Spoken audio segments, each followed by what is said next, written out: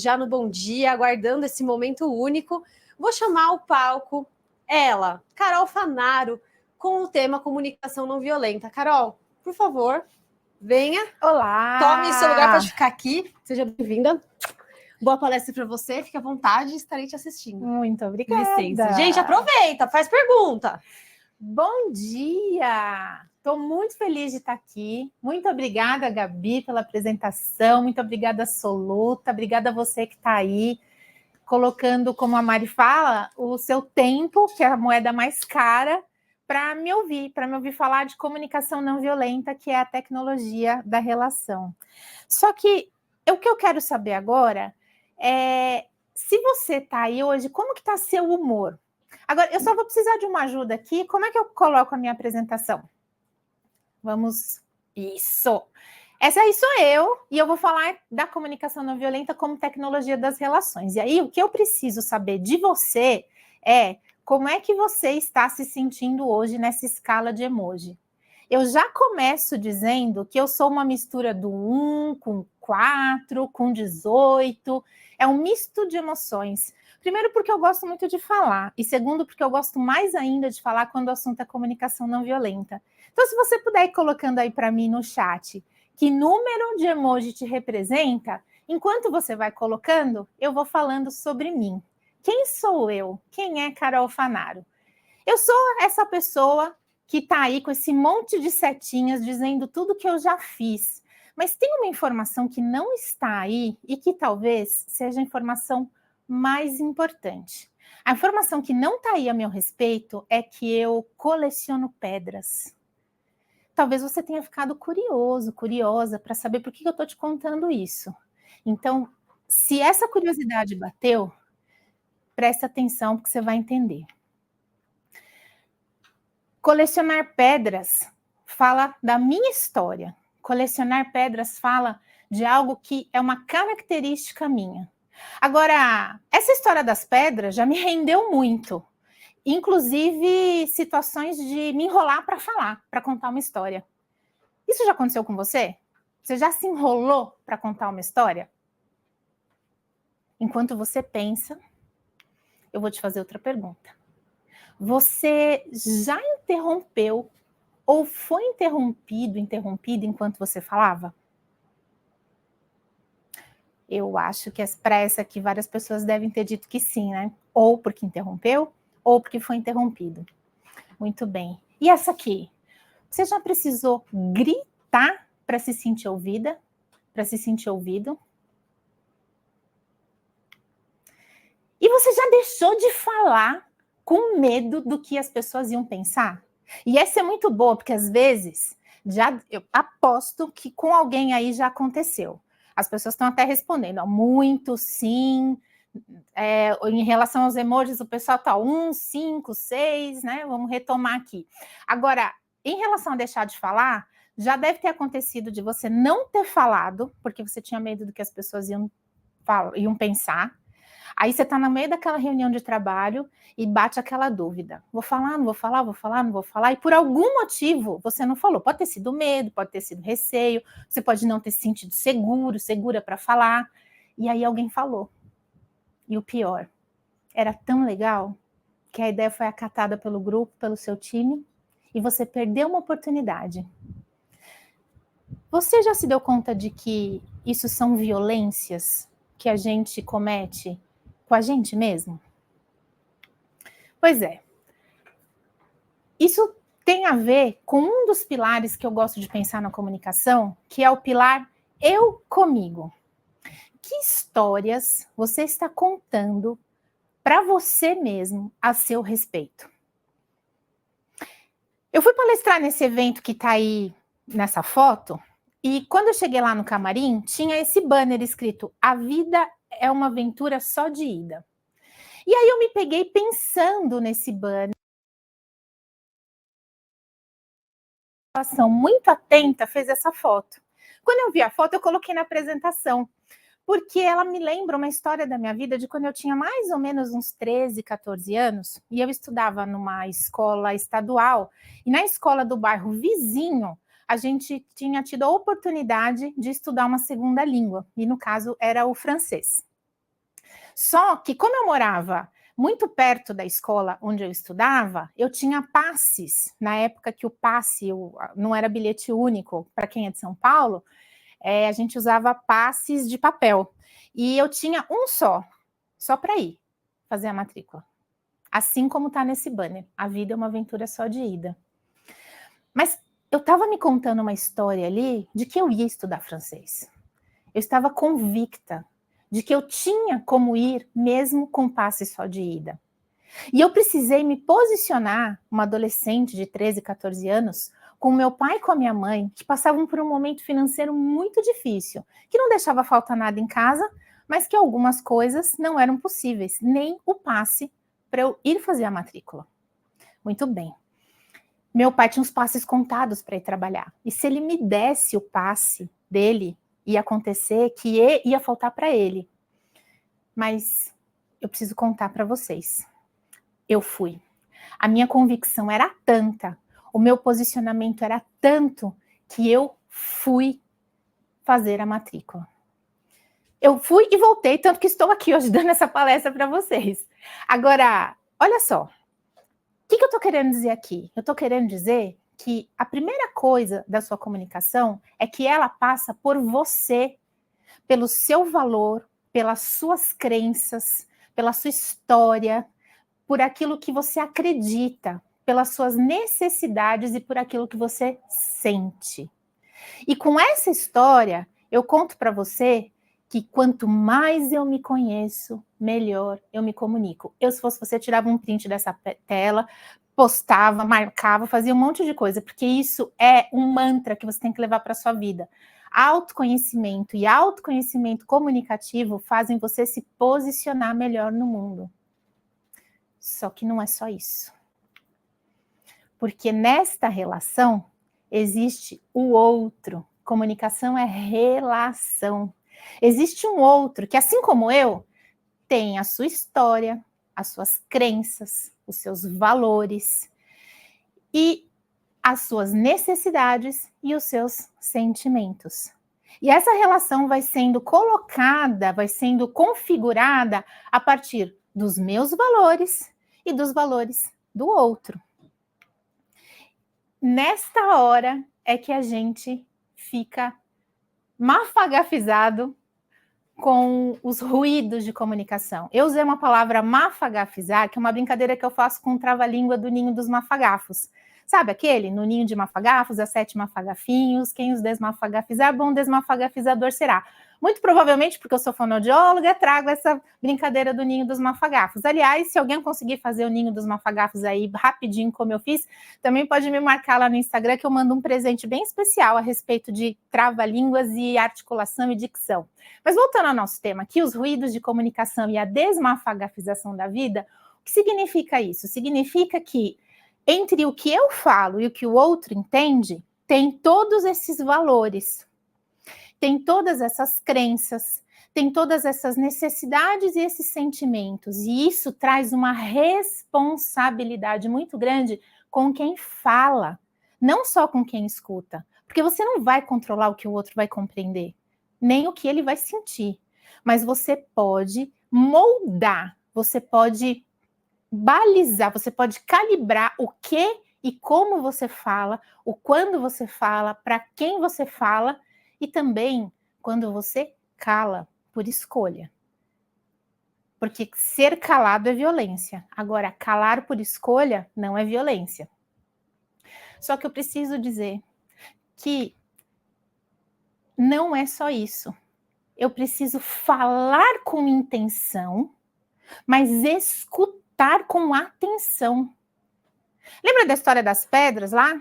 Eu até tenho uma aqui comigo, ó. Eu sempre carrego uma pedra comigo. Eu gosto muito delas. Elas têm um significado especial para mim. Porque uma pedra, ela é só uma pedra. Mas eu dei um significado. E para mim, elas são um adorno. Elas, nesse caso, ela é uma pedra semi-preciosa. Vou pegar aqui. Estou pegando o microfone em vez de pegar a pedra. Uma pedra semi-preciosa. E ela serve para me enfeitar, para me deixar bonita, para eu me sentir bonita. Ela tem esse sentimento, ela tem essa significância, esse significado para mim. Agora, eu me descobri uma pedra. Depois lá dos 14 anos do curso de francês que eu fui, estudei direitinho, já era fonoaudióloga, já trabalhava com comunicação, com reabilitação das pessoas com dificuldades, com distúrbios da comunicação. E o que acontece? Eu só falava. E eu não escutava, assim como as pedras não escutam. Eu era uma pedra. E a gente se conecta com o outro na escuta. É quando eu escuto os valores, as crenças, os sentimentos, necessidades do outro, é que eu consigo me conectar, compreender este outro. Por isso é muito importante falar com intenção e responsabilidade, mas é tão importante quanto escutar com atenção. Esse é um outro mantra que eu te convido a levar para a sua vida. Mas ainda não é só isso. Porque eu e outro, eu e você, nós estamos inseridos no mundo. Somos um coletivo feito de muitos individuais nessa sociedade. E este coletivo feito de muitos individuais significa que existem crenças, valores, sentimentos, necessidades de muitos individuais num coletivo. E é nessa hora que eu preciso firmar o meu posicionamento, preciso ter análise de contexto para conseguir levar minha mensagem ao mundo, mas ouvir o que o mundo tem a me dizer, com todos os meus filtros, mas também com toda a minha abertura. E aqui há uma tríade, eu comigo, eu com o outro e eu no mundo. Pois é, quero apresentar agora para você como é que a sua mensagem chega para o mundo. A sua mensagem chega para o mundo na comunicação 3V. Alguém aí já ouviu falar em comunicação 3V? Pois então, a comunicação 3V, ela é o que eu chamo de a expressividade, a cereja. A expressividade, ela é um conjunto de recursos onde a gente usa esses recursos de forma combinada para poder passar a mensagem para o mundo.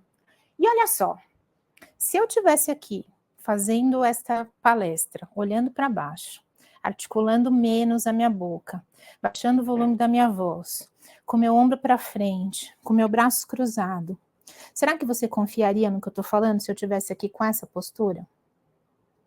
Diferente de eu estar com o ombro aberto, fazendo uma boa articulação, projetando a minha voz e com um sorriso no rosto, que é uma característica minha. A mensagem que chega para você é diferente. Se eu estivesse falando a mesma coisa desta forma, é muito possível que você não estivesse confiando em nada do que eu estou falando aqui. Porque nos primeiros segundos dessa palestra, logo nos primeiros segundos dessa palestra, o seu cérebro, que é um cérebro social e que busca contato, já decidiu e já determinou se você confiaria ou não no que eu estou falando, por conta dos sinais que a comunicação emite. E ela emite esses sinais e constrói percepção no outro. Sabe aquela história de a primeira impressão é a que fica? É mais ou menos assim, a primeira impressão é a que fica mesmo, e depois para desfazer essa impressão, dá muito trabalho. Tem uma coisa que eu gosto de falar que é, falou não dá para desfalar, e ouviu não dá para desouvir. Então a gente tem que ter muito cuidado nesse momento.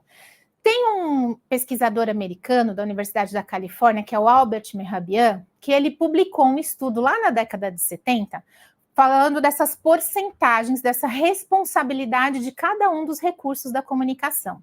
Então, o primeiro V é o V do verbo, da palavra, e que ele classificou ali no estudo dele como sendo 7% do total da mensagem que você está transmitindo. Depois tem o V da voz, que representa 38% da sua mensagem. E por fim, e não menos importante, ou neste caso, o mais importante, o V do visual, o V do que você vê do que eu estou falando, porque o meu corpo chega primeiro. Quer ver uma coisa? Se eu falar, bom dia, você teve uma impressão. Se eu falar, bom dia, você teve outra impressão. E eu falei exatamente a coisa. E é por isso que ele fala que 7% é o valor que a palavra representa na comunicação. Isso me lembra uma história também de quando eu era criança, e aí eu era bem mais nova. O meu avô era um descendente de italiano, assim, bem altão, era uma pessoa bem alta, muito sério, aquela pessoa que estava sempre na retidão, que andava na linha. Andava tão na linha que era maquinista de trem da antiga FEPAS, era mestre de maquinista, olha só. Ele andava muito na linha, ele era o resolvedor de problemas da família. E ele resolvia os problemas sempre baseado na perspectiva dele, e pelo fato dele ser uma pessoa muito alta, com uma voz muito grave, ele dava a sensação, ele passava a percepção de que ele era uma pessoa brava, só que ele era muito amoroso. E nas festas de família, normalmente nas festas, datas comemorativas, a família estava toda na casa dele. A minha avó já era falecida, faleceu muito jovem, e era o meu avô que dava continuidade a essa tradição da família. Aí juntava lá os 20 e tantos primos, claro que dava ruim. E o meu avô tinha uma frase que ele falava nessa hora que dava ruim, que todos os netos recorriam a ele quando alguém era incomodado.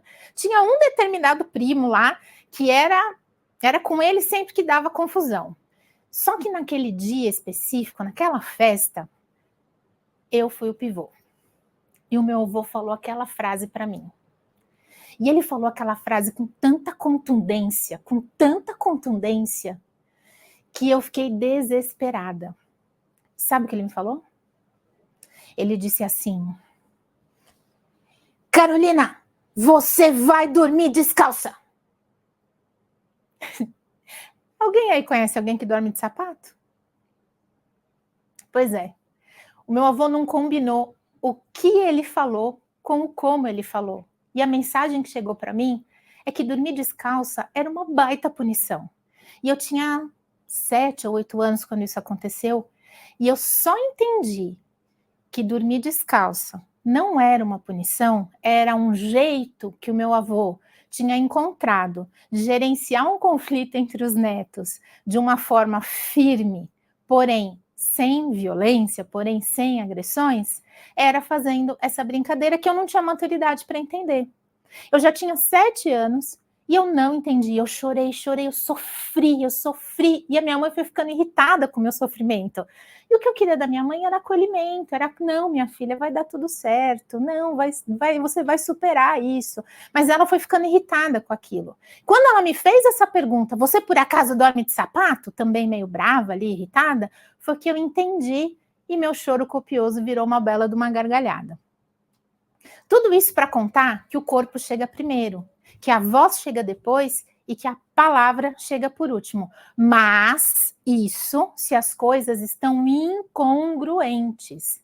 Se eu não combino o que eu falo com o como eu falo, a forma e o conteúdo, usando todos os recursos da expressividade, é o corpo que vai chegar primeiro, seguido da voz, seguido da palavra.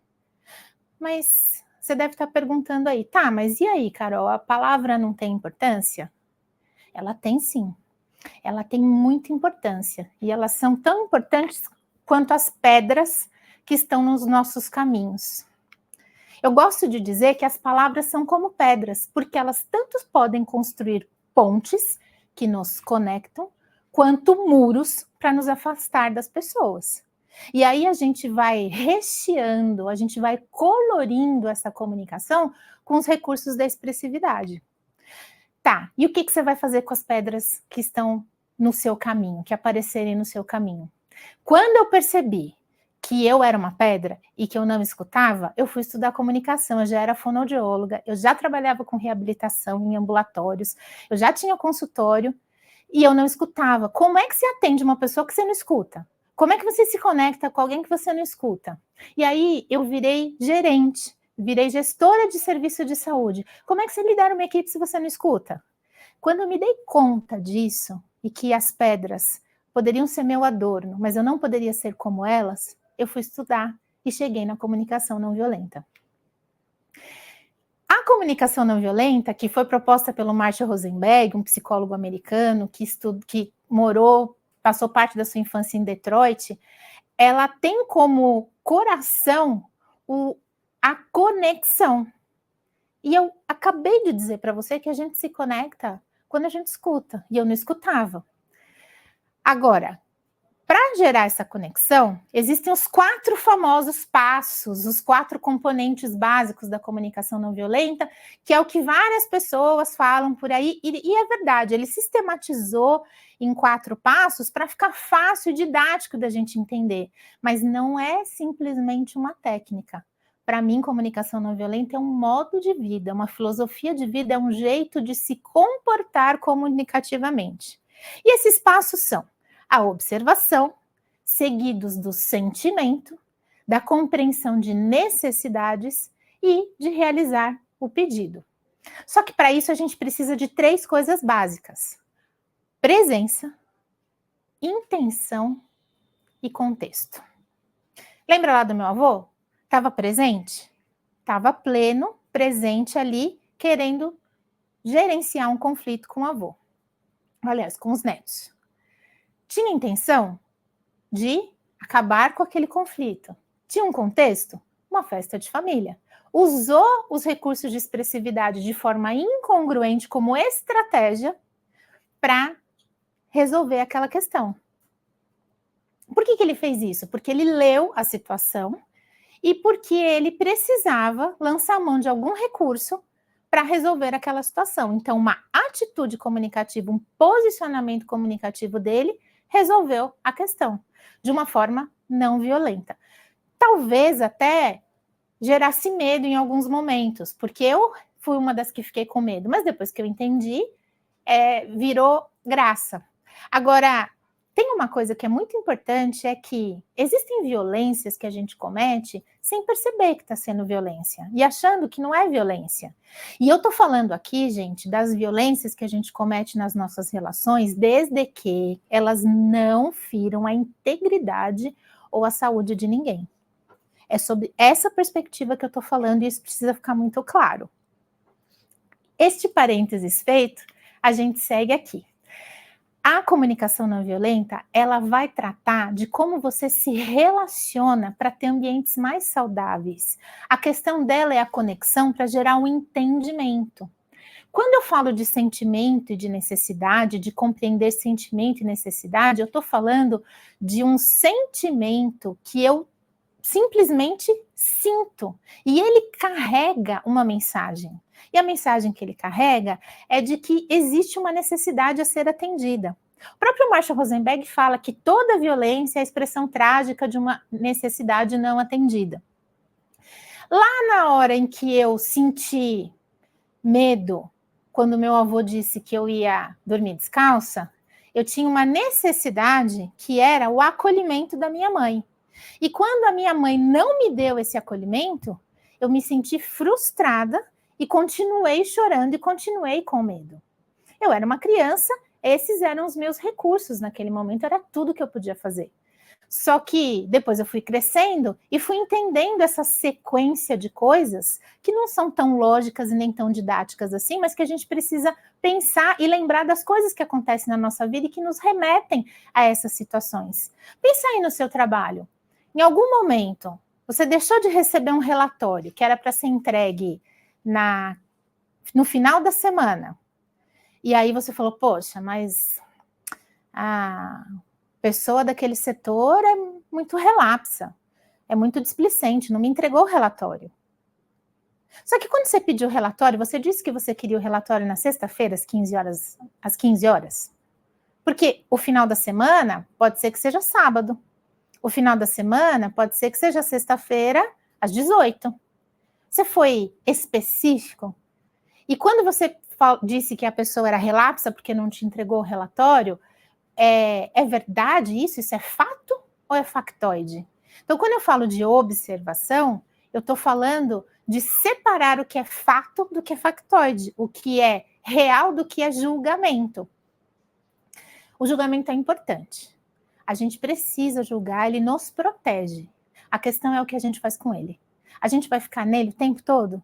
E aí, se a gente fizer isso, a escolha que a gente vai fazer é uma escolha de não seguir no caminho do entendimento. E aí, quando você não recebe o seu relatório no prazo onde para você estava muito claro, mas para o outro não estava, o que você sente? Talvez você sinta frustração, porque você tem uma necessidade de pontualidade das suas entregas. Talvez você sinta raiva, porque você tem uma necessidade de compromissos serem cumpridos. Talvez você sinta irritação, raiva, qualquer outro sentimento que possa ser desconfortável e que ele carrega uma necessidade. E essa necessidade, ela tem a ver com aquilo que você precisa naquele momento. Então, o que acontece com você quando você tem uma necessidade não atendida? Vão gerar alguns tipos de sentimentos que eu gosto de chamar de desconfortáveis. Eu não gosto de dizer que tem sentimento bom, sentimento ruim, porque às vezes a gente precisa sentir coisas que não são tão legais. Às vezes, sentir raiva de uma situação, na consciência, quando você analisa, você entende o que aquela situação quis dizer para você. E aí você consegue remodelar quais são as suas atitudes da próxima vez. E como que você faz o pedido? Bom, se todas as vezes, ou nas últimas 3 vezes, eu solicitei o relatório para o João no final da semana, e eu precisava do relatório, entregar o relatório na sexta-feira, às 15 horas, incluir o relatório na minha apresentação, seja lá o que for, às 15 horas, ele só me entregou na sexta-feira às 17, eu preciso remodelar como eu vou pedir isso para o João. Eu preciso do relatório na sexta-feira até às 15 horas. Porque final da semana pode ser qualquer coisa. Lembra que cada um tem os seus filtros, os seus valores, as suas crenças, os seus sentimentos e as suas necessidades? Dizer que o João é descomprometido porque ele não entrega o relatório, será que o João está sobrecarregado? Será que não entrou um projeto com uma demanda de urgência maior do que o seu naquele momento? Será que o João conseguiu dizer para você, se sentiu acolhido o suficiente para dizer que para ele estava difícil entregar às 15 horas e que ele precisava de apoio? Talvez ele não tenha se sentido seguro para dizer isso para você. Ou talvez ele seja tão, a régua dele seja tão alta com ele mesmo que ele diz vários sims para o outro, mas dizendo não para ele, trazendo consequências a esse respeito. Olha só. Isso é muito importante da gente pensar. Quantas vezes a gente faz isso? Tô vendo que tem uma pergunta ali de alguém. Deixa eu ver se eu consigo ler a pergunta aqui. Como a prática DCNV... Deixa eu ver se eu consigo ler aqui. Bom dia, como a prática DCNV pode melhorar os relacionamentos interpessoais no ambiente de trabalho? Primeira coisa, a gente observar se o que a gente está pensando a respeito do outro é um julgamento ou é um fato? E o que a gente vai fazer com isso? Se houve um atraso numa entrega, se esse atraso, por exemplo, foi relacionado com alguma demanda de trabalho. A gente vai falar disso também logo um pouquinho mais para frente, quando a gente for fazer um exercício relacionado ao que é a observação. Agora, a gente também não pode esquecer que a gente sente coisas sem controlar essas coisas, a gente simplesmente sente. Você sente quando você vai sentir raiva? Aí você fala, não, raiva, agora fica aí que agora eu não quero você. Às vezes a gente nem quer, mas a gente sente. E lembra que o corpo conta isso? O corpo conta isso. E o outro vai ler que você está com raiva. É para você esconder sua raiva? Não. Mas é para você entender o que essa raiva significa. É para você entender como é que você pode usar aquilo que você sente para entender a mensagem da sua necessidade. Sempre pensa, do que eu preciso agora? O que aconteceria, o que seria excelente acontecer agora que melhoraria isso que eu estou sentindo e que eu conseguiria me expressar com segurança, que eu conseguiria dizer o que eu penso, que eu conseguiria dizer o que eu sinto. Esse é um exercício, e é um exercício diário, sabe por quê? Porque comunicação, por ser uma habilidade, ela é treinável, ela pode ser desenvolvida. Só que você só desenvolve a comunicação quando você sabe quem você é. E quando você sabe quem você é, você permite que o outro seja. E quando você permite que o outro seja e está com as necessidades organizacionais e institucionais, você sabe aonde você consegue dizer sim e não, garantindo o respeito, a assertividade e o direito do outro de também se comunicar de acordo com os filtros, valores, necessidades e sentimentos dele. Agora, tá vendo a foto desse rapaz aí? Coloca para mim, por favor, aí no chat, o que vocês estão vendo aí? Eu vou esperar vocês colocarem. A pergunta é, o que você está vendo? que você está vendo aí? E aí eu vou esperar aparecerem as respostas para começar a falar desse rapaz. O que eu posso adiantar a respeito dele? Não vou adiantar nada, porque senão eu já crio um julgamento na cabeça de vocês.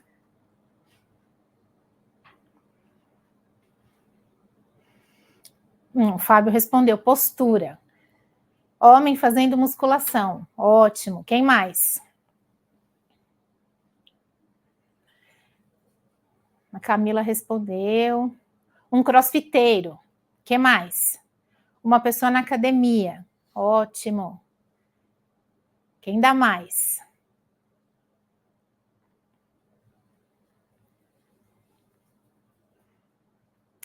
Por que a gente acha que ele é crossfiteiro? Um cara observando algo, descansando entre uma série e outra, posturado e conectado, ouvindo alguma coisa. Um homem descansando de um exercício para o outro. Uma pessoa centrada, a Rúbia falou. Concentração. Um homem descansando na série e se concentrando na música que ouve. Um crossfiteiro, um ser humano excelente, Fábio, um segurança. Como é que você sabe que ele é segurança, Felipe? Liliane, mais alguém ali em cima colocou também a Tainá, que ele é crossfiteiro. Como que a gente sabe que ele é crossfiteiro? Primeiro, porque a comunicação emite sinais e o corpo chega primeiro. Lembra? A gente não tem nem a palavra nem a voz dele aqui, a gente só tem a imagem dele. E a imagem dele, eu vou descrever o que eu vejo, tá? Pelo aparelho no ouvido, certo. Pelo aparelho no ouvido, ele imaginou que ele era um segurança. Mas olha só uma coisa. A imagem que a gente tem de um segurança é uma imagem de alguém que tem uma postura ereta e que usa um fone de ouvido. Essa imagem está muito mais na nossa cabeça do que na realidade do segurança. Se eu falar para você, pensa numa caneta. Uma caneta qualquer. Tem uma caneta aí? Aqui. Então, pensa numa caneta.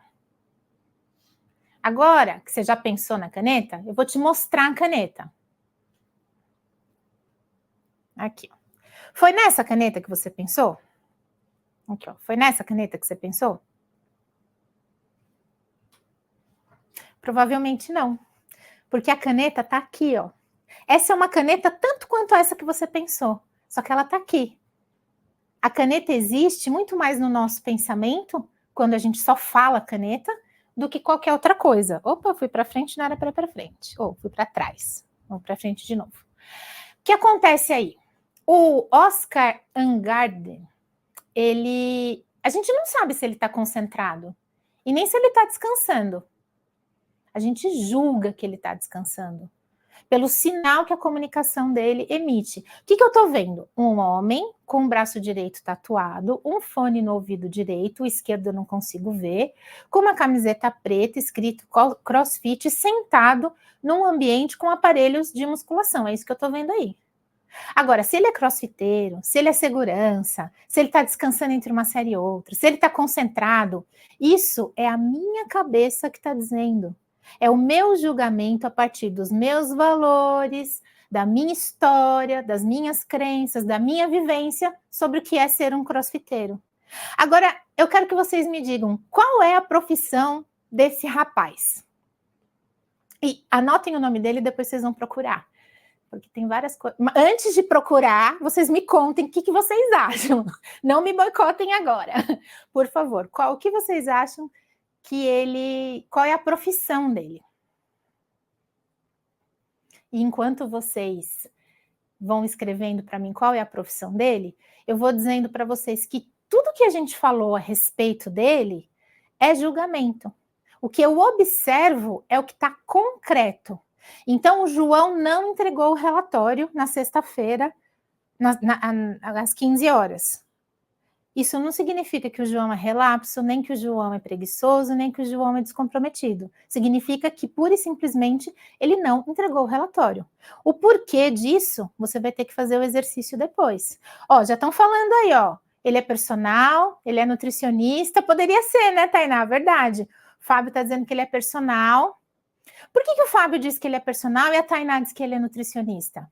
Por quê? De acordo com os filtros, as vivências e as histórias, e isso precisa ser muito repetido para a gente se lembrar que isso é base para a comunicação não violenta. Nas histórias da Tainá e do Fábio, o personal tem essa imagem, comunica-se desse jeito, posiciona-se desse jeito, o nutricionista também. Agora, a Carla quase acertou. A Carla diz que ele é um padre, e ele é um pastor luterano.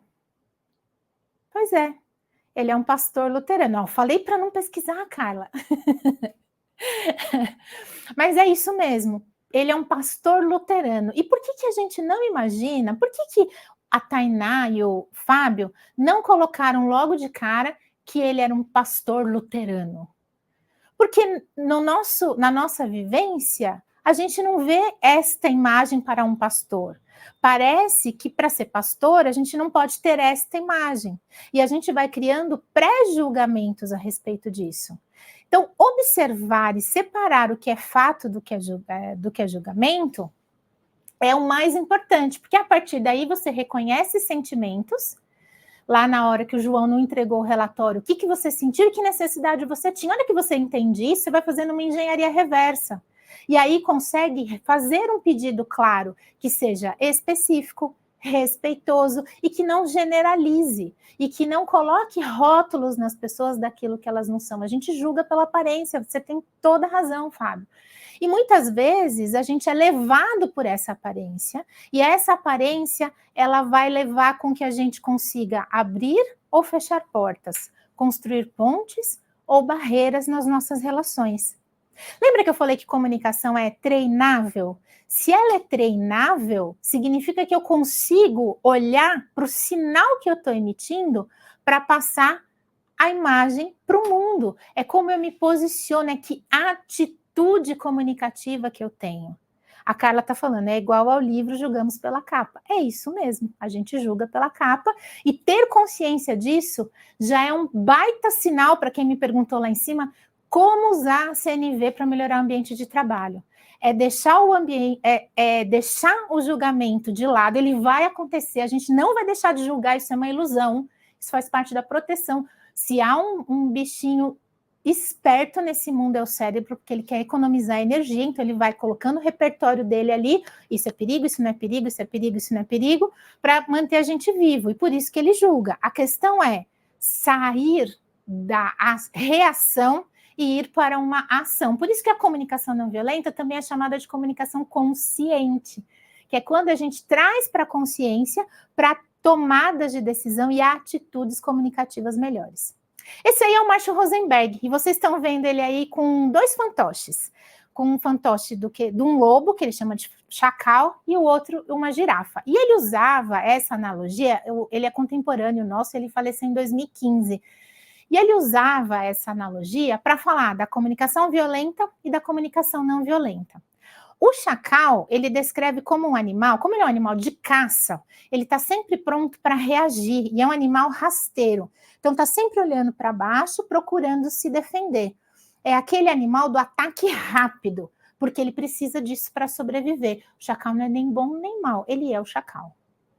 E a girafa, por outro lado, é aquele animal majestoso, de pescoço muito longo, e entre os mamíferos é a que tem o maior coração. Tem o coração 32 vezes maior do que o ser humano. E sabe por quê? Porque ela precisa de um coração muito forte para levar o sangue e oxigênio para o cérebro. E com isso, ela sai da reação e passa para a ação. Ela sai do instintivo para a decisão. E por isso ela representa a comunicação não violenta, enquanto o chacal a comunicação violenta.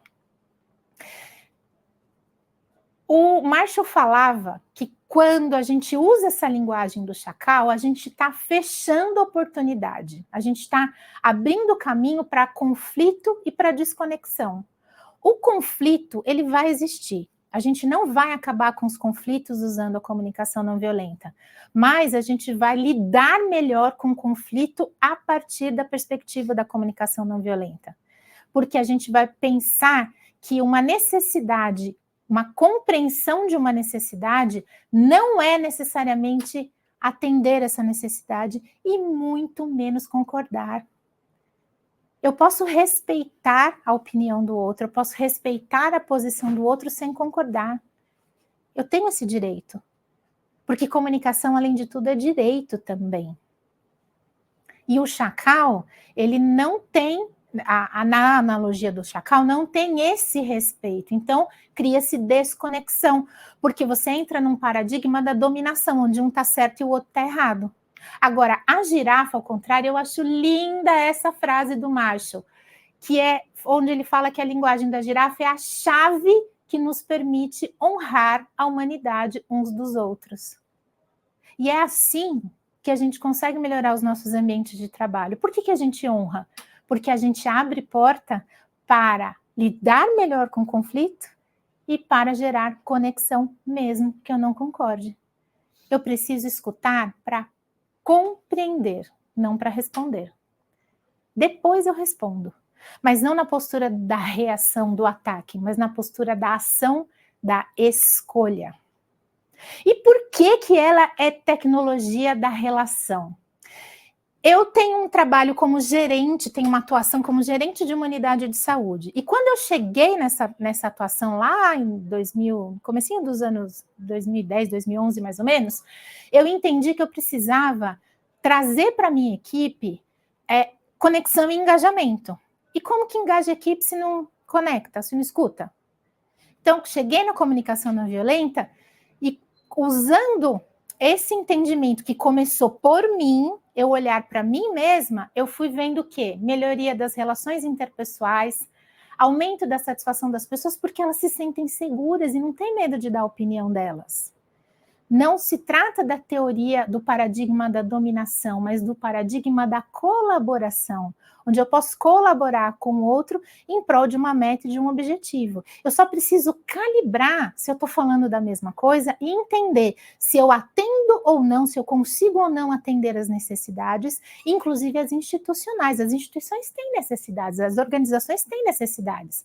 Tem necessidades, tem metas, tem clientes a serem atendidos, e por isso é tão importante você saber se o seu valor está conectado com o valor do lugar onde você trabalha.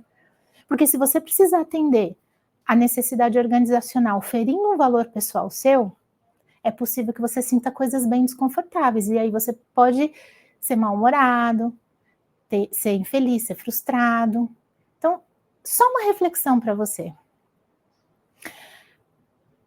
Quando a gente promove cultura de colaboração, a tendência é que a gente consiga melhores resultados também. E a gente economiza tempo, a moeda mais cara do planeta, como diz Mariana com Y, porque quando a gente economiza tempo, a gente produz mais no mesmo tempo. E produz melhor e sentindo coisas boas, trazendo leveza para os processos, leveza para as coisas.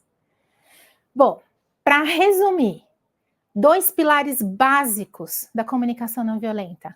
Autenticidade mais empatia é igual a comunicação responsável, que é o que eu chamo de comunicação responsável, que é o quê? Uma atitude comunicativa consciente. Enquanto a autenticidade está lá no campo da oratória, a empatia está no campo da escutatória. Então, eu preciso ter clareza, eu preciso ter uma boa voz, eu preciso ter uma presença, sim, eu preciso. Mas eu preciso também estar presente para escutar, para compreender e para me interessar genuinamente pelo outro. Quando eu me interesso pelo outro e eu me importo, eu confio que ele se importa com o que é importante para mim, e eu confio, e ele confia... Ele confia que eu sei o que é importante para ele e eu confio que ele sabe o que é importante para mim, eu consigo fazer essa relação ficar leve, ficar fluida, mesmo que eu não concorde. Isso é direito, a gente tem o direito de não concordar, a gente tem o direito de dizer não. A gente só precisa saber quem a gente é e onde a gente está. Posicionamento. E tudo isso aí também eu chamei de bendita comunicação. que é nada mais do que a junção do eu comigo, eu com o outro e eu no mundo. Lá no primeiro pilar, eu comigo, eu tenho autoconhecimento comunicativo, que sinal que eu emito para o mundo, do meu jeito, com a minha essência, com os meus valores, com os meus filtros, para eu conseguir me conectar com o outro, escutar, ter empatia pelo outro, e a empatia da curiosidade genuína, como eu disse anteriormente. E, com isso posto, eu me posiciono a partir de todo esse conhecimento, esse repertório que eu desenvolvi, que eu adquiri ao longo da minha trajetória nessa vida, e aí eu tenho uma atitude comunicativa que vai na busca do objetivo que eu quero, da meta que eu quero. Por isso é tão importante começar por você. O que você quer? Quem você quer perto de você? E aonde você quer estar? Eu agradeço e finalizo aqui deixando essa mensagem para vocês, que eu desejo que a comunicação, que a bendita comunicação seja a comunicação bendita e que ela seja não violenta e que ela seja a sua pedra mais preciosa. Convido vocês a me seguir nas redes sociais. Quem começar a me seguir e me mandar um direct, eu mando um presentinho para vocês relacionado com o Ninho dos Mafagafos. Muito obrigada! Aê, muito bem, parabéns, que show, parabéns. Eu já entrei aqui, mas eu queria deixar à disposição para que vocês façam pergunta para a Carol, coloquem aí o que vocês acharam, que ela está aqui à disposição, né, Carol? Sim. Sentiu bem? Se divertiu? Me diverti, total e completamente. Agora eu preciso saber se isso fez sentido para as pessoas. Vamos lá. Porque a minha missão é Vai tirar um pouquinho mais para cá, Carol, que eu fico aqui na câmera, mais para cá, pro ladinho. Isso, sim. A minha missão é tirar o bode da comunicação não violenta. Sabe por quê? Porque quando a gente fala comunicação não violenta, você fala, eu não sou violenta. Eu não preciso disso, eu não sou violento. Ó, já responderam, fez muito sentido. Fez muito sentido, obrigada. É o treino da escutatória, como nós temos dificuldade de escutar os outros na essência e ter esse cuidado. E é um exercício diário para o resto da vida. O Fábio fez uma pergunta. Como a CNV pode ser útil para lidar com situações de estresse e pressão no dia a dia? Fábio, essa é uma pergunta muito boa, porque quando você se sente estressado, você está sentindo isso, pensa sempre na necessidade que você quer atender. Se você está estressado, talvez a sua necessidade seja de descanso. Você tem a possibilidade de descansar? Se você tem, talvez essa seja a ação que você deve tomar. Se você não tem e precisa continuar seguindo, o que você pode fazer para descomprimir esse estresse do seu dia a dia?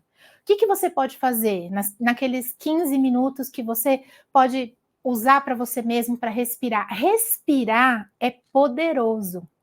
Assim como a girafa precisa daquele coração enorme para levar o oxigênio do sangue lá para o cérebro, quando a gente respira, a gente faz esse mesmo mecanismo, a gente oxigena o cérebro e a gente libera a dose, a dopamina, a ocitocina, a serotonina e a endorfina.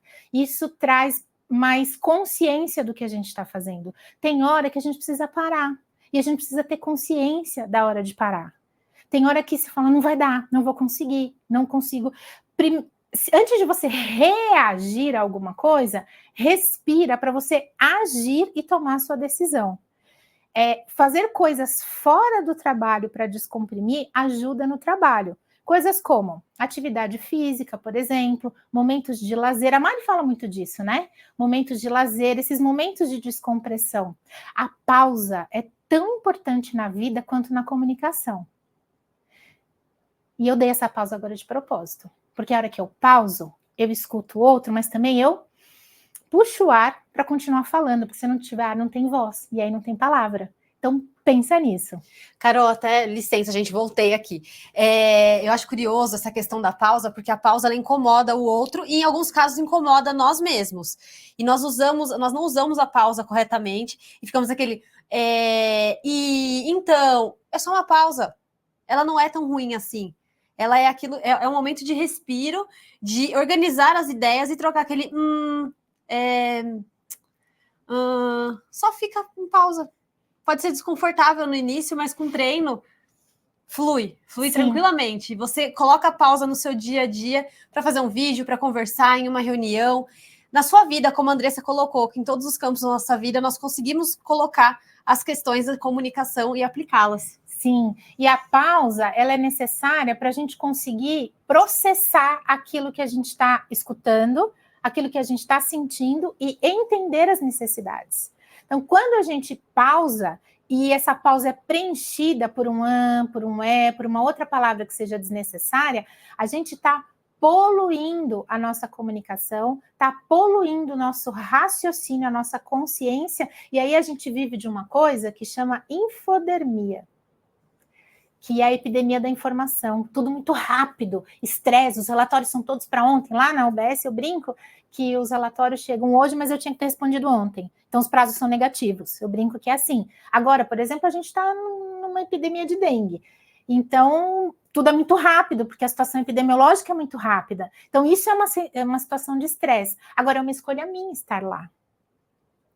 E se eu escolhi estar lá, eu tenho que estar presente, com análise de contexto e por inteiro, com intenção. A minha intenção qual é? Gerenciar uma equipe para prestar o melhor serviço para a população, evitar agravos da saúde e mortes. Tendo isso consciente, eu sigo o baile. A pressão vai continuar lá. A questão é o que eu faço com ela. Perfeito, Carol. Acho que... Ai, gente, tem medo de errar. Willessi. Falou, parabéns, muito maravilhosa, realmente foi maravilhoso. A gente agradece a sua presença. Esperamos te ver aqui em outros momentos, podcast, em outros momentos que nós temos aqui nessa empresa incrível que é a Soluta, Grupo Soluta presente. Ai, vamos só um pouquinho para lá, porque o nosso diretor está dizendo que eu tô torta aqui, gente. Eu não vou fingir normalidade, não. Preciso ser dirigida mesmo.